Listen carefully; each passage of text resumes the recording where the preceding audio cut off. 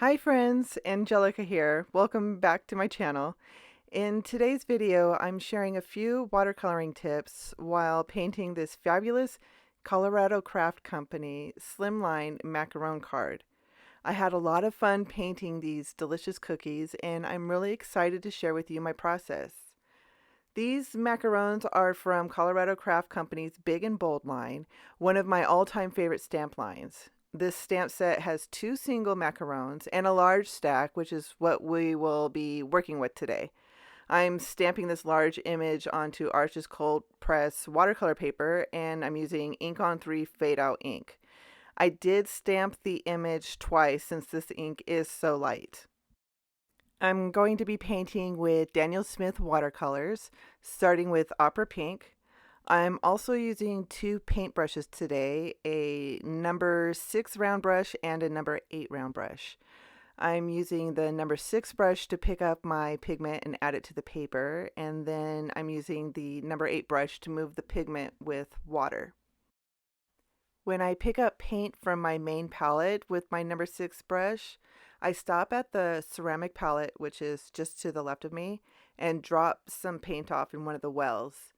Then I move over to the paper. I do this with every color I use, and that's how I build my ceramic palette, which is what I will be using for the rest of my painting session. I try and use as much pigment as possible that's on the brush before rinsing it, including wiping it off one more time on the ceramic palette. These watercolors are pretty expensive, so I try to save as much as possible. For this first layer, I'm painting only 4 areas of the macaron, leaving the middle alone. Normally I would dry the paper before painting next to an area that was just painted, but since I'm working with just one color and my brushes aren't too wet, I'm not really worried about the sections bleeding into each other. So I'll be painting each macaron the same way, except when I move on to paint a new macaron, I will skip the one right underneath, giving the painted cookie enough time to naturally dry. I will use my heat tool to help the drying process if the paper is just taking too long to dry, but for the most part, if I have the time, I like the paper to just dry on its own. Now, for the sake of time, I'm going to focus only on a few macarons during these first 3 layers. I'm coming in with a darker color for the second layer. For the pink macaron, I am using quinacridone rose. And I'll be painting the top and bottom portion only of each cookie. Painting in the same manner as I did before, adding paint to the right side and then working the paint out to the left with water. When I'm starting to paint with the darker colors, I'm really concentrating on what my next steps are going to be and what I need to do to get the end result that I'm seeing in my head. I do stop a lot while I'm painting and I just really take in the image. I try to picture where I would see the highlights and the shadows if this was a real image in front of me. And taking those small breaks to regroup really helps me refresh my view of what the image is right now and what my next steps need to be. Now let me share with you really quickly how I set up my desk for every watercoloring session. I have 2 mason jars of water that sit in front of me. One is for dirty brushes and the other is for a second rinse. To the left of the jars is a damp cloth, which is where I wipe my brushes off after I rinse them in the water. And anytime I just need to dab some extra paint or extra water off of the brush. I also keep my ceramic palette and my main palette to the left of me. And then I have a few folded paper towels in hand's reach, just in case I make a mistake or a mess. Like if a drop of water landed on the watercolor paper, I can quickly dab it up before any damage is done. Moving on to the textured part of the macarons, I've already worked my way down to the purple cookie.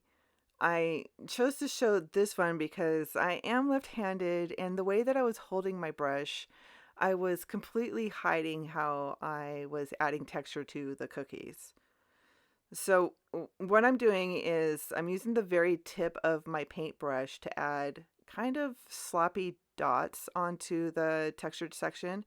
And then I'm going to go over those dots with my water brush, which is just a little wet since I only want to loosen up the paint, not blend it out. I did change my number 6 brush out when I started this process.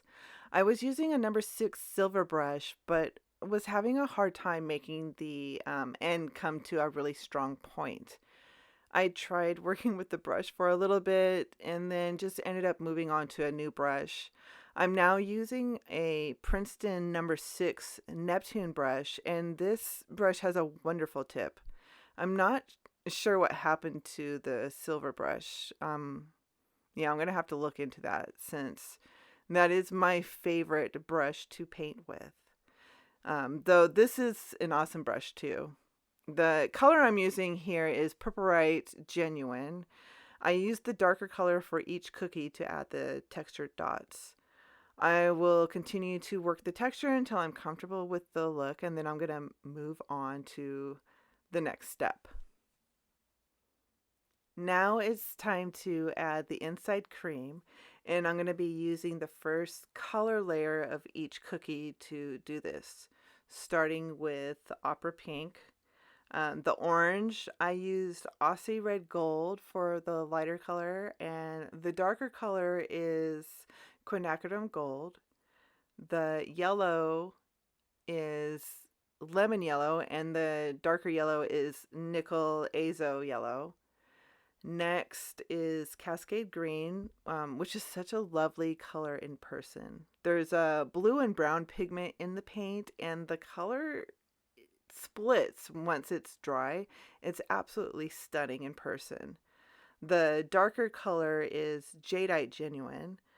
For the turquoise cream, I used Amazonite Genuine, and the darker color is Phthalo Turquoise, and then the purple cream is Quinacridone Purple. These next few layers are where I really start focusing on shadows and how I want the cookies to look stacked on top of each other. I'm going to experiment a lot with different paints, trying to figure out what color works best for shadows. And it does take me a little while to figure out what colors I liked best. I ended up mainly using burnt umber on the orange and shadow violet on the yellow and purple. Perylene green I used on the green and the turquoise cookies, and Moonglow is used on the pink. I'm going to turn some music on now and let you watch how the process worked out.